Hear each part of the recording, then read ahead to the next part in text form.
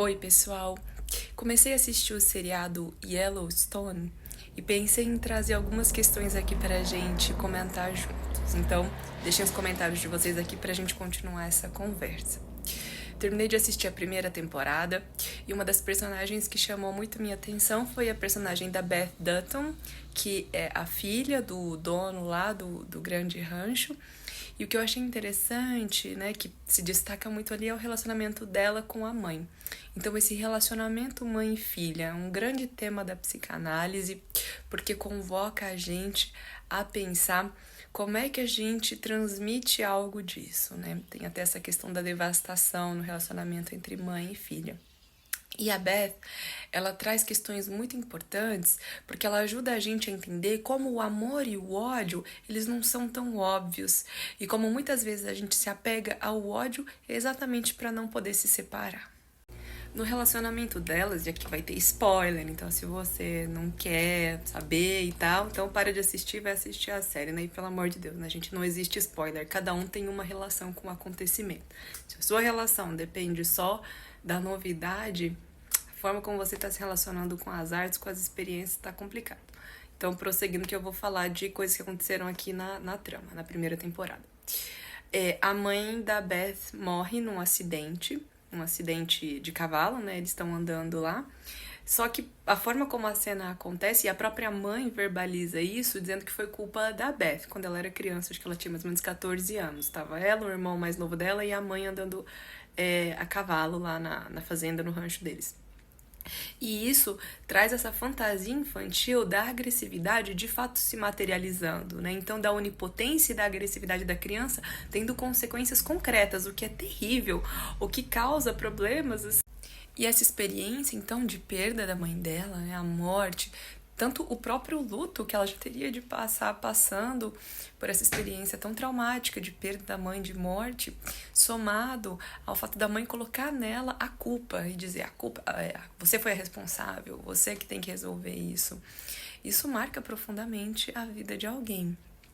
E é interessante a gente pensar, essa questão do caso da personagem me fez pensar tanto na realidade psíquica interna quanto nesse conflito que o Freud coloca entre a realidade interna e a realidade externa, né? Porque qualquer pessoa assistindo aquilo vai pensar, é impossível, ela era uma criança, como que o cavalo foi um acidente, o cavalo derrubou a mulher e caiu em cima dela.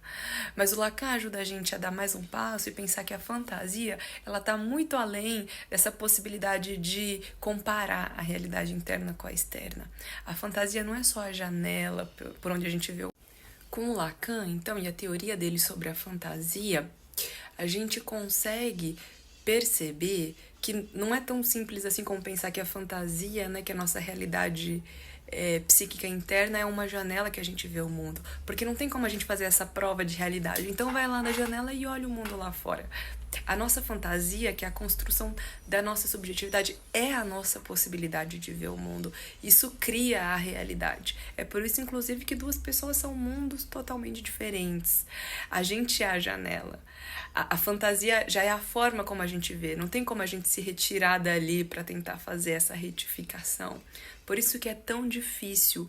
Por isso que é tão difícil transformar, trabalhar a nossa fantasia para que ela não seja tão enrijecedora e que ela não continue, muitas vezes, como por exemplo no caso da Beth, destruindo a nossa vida, tomando conta e impedindo outras formas de fazer laço. Um outro aspecto importante que eu pensei que a personagem me fez refletir é a questão da dificuldade de integração, quando na idealização há essa cisão entre alguma coisa é muito bom e outra coisa é muito ruim. Ela faz isso com os pais, então idealiza o pai e na mãe coloca tudo de ruim, tudo de difícil e depois repete isso no relacionamento dela com o irmão. Tem uma cena em que o próprio irmão dela, esse irmão que ela abertamente odeia e consegue expressar agressividade, ódio, raiva, ele diz isso até pra ela, uma cena em si eu achei muito interessante psiquicamente, em que ele diz: tudo bem você continuar me odiando para que você não tenha que odiar você mesma. Isso lembra a gente da dinamicidade do psiquismo e de como os afetos eles são muito mais complexos do que a gente imagina. O amor e o ódio estão muito mais colados do que a gente gosta de imaginar e como isso pode variar também de pessoa. Para eu não me odiar, eu jogo isso fora. E para encerrar, é muito interessante como, mesmo depois de todos esses anos, mais pro fim, assim, na segunda parte da temporada, a gente vê que ela ainda tem uma lealdade feroz à mãe, ela se opõe ao pai começar outros relacionamentos, ou seja, ela carrega essa culpa pela morte da mãe, mas esse ódio, no fim das contas, ele ainda tá muito ligado ao amor. O ódio, ele é uma forma de se separar, mas um excesso de ódio, ele também é uma forma, acaba virando o contrário, essa forma de nunca se separar. As pessoas, às vezes, elas odeiam no relacionamento romântico, no relacionamento com os pais, exatamente para não se separar. O ódio ainda é a única coisa que sobrou, que as une, e elas não conseguem abrir mão disso. Então é muito fácil isso também se misturar com o amor, como aqui no caso da Beth. Eu vou ver se eu consigo continuar falando mais sobre o seriado, sobre os personagens. Deixem aqui sugestões e comentários de outras coisas que vocês gostariam